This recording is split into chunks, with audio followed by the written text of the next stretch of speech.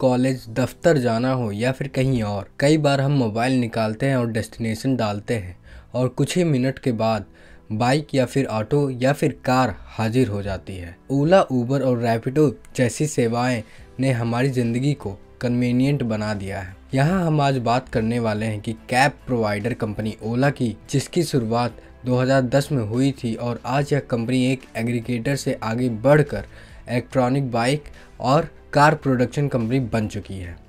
एक रिपोर्ट के मुताबिक करीब 60% तक का मार्केट शेयर ओला कैप्चर कर रखा है और यह भारत की सबसे बड़ी कैब एग्रीगेटर कंपनी बन चुकी है।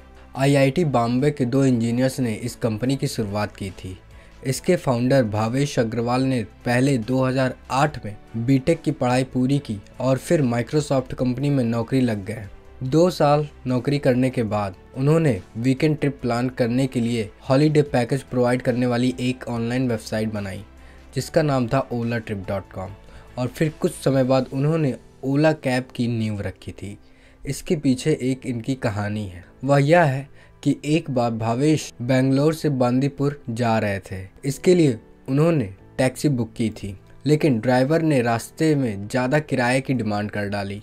भावेश के मना करने पर ड्राइवर ने उन्हें बीच रास्ते में उतार दिया और वे उन्हें छोड़कर चला गया। इस झगड़े के बाद उन्होंने सोचा कि ऐसी स्थिति में लाखों लोग झेलते होंगे और फिर उन्होंने अपनी ट्रैवल प्लान वेबसाइट को कैब सर्विस में बदलने का फैसला लिया और IIT बॉम्बे के ही अंकित भाटी के साथ उन्होंने यह आइडिया शेयर किया और दोनों ने मिलकर 3 दिसंबर 2010 को ओला कैब की शुरुआत की थी, जो कि मात्र 10 बाय 12 फीट के कमरे में इसकी शुरुआत हुई थी और आज देखिए यह सबसे बड़ी कैब एग्रीगेटर कंपनी बन चुकी है।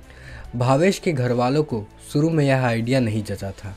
उन्हें लगता था कि IIT करने के बाद कोई छोटा मोटा काम क्यों करें, बल्कि इन्वेस्टर्स को यह आइडिया बहुत पसंद आया। शार्क टैंक वाले अनुपम मित्तल को तो आप जानते ही होंगे अगर आप शार्क टैंक देखते होंगे। स्नैपडील के फाउंडर कुणाल बाल, रेहान और अनुपम ने भावेश को फंड मुहैया कराया।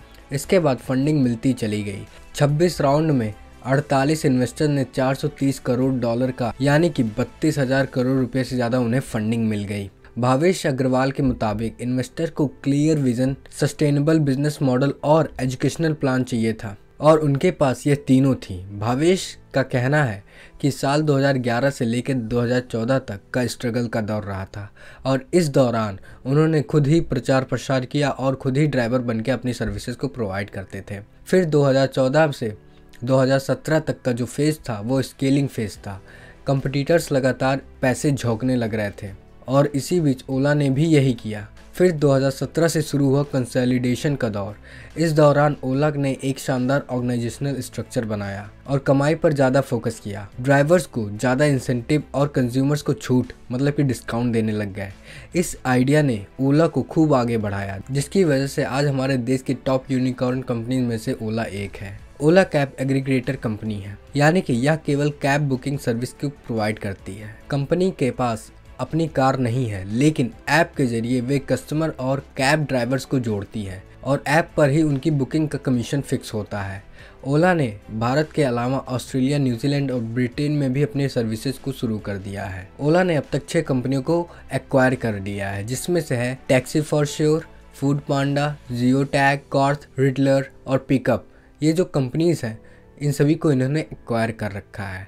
फिलहाल कंपनी ओला इलेक्ट्रिक की स्कूटर बना रही है और यह स्कूटर 2 वेरिएंट में उपलब्ध है। आने वाले कुछ सालों में ओला इलेक्ट्रिक कार भी लॉन्च करने वाली है। उम्मीद है 2024 तक यह कार भी लॉन्च कर देगी और जिसकी वजह से आज कंपनी को $200 मिलियन से अधिक फंडिंग मिली है, जिसकी वजह से इस कंपनी की वैल्यूएशन $5 बिलियन की हो गई है। तो अगर आपको ऐसी वीडियोस और भी पसंद है तो आप बगल वाली वीडियो ज़रूर देखें। So thank you everyone. अगर आपको यह वीडियो पसंद आता है तो इस वीडियो को लाइक कीजिए। अगर आप हमारे चैनल पर नए हैं तो इस चैनल को सब्सक्राइब कीजिए। सो थैंक यू, धन्यवाद, हैव अ गुड डे।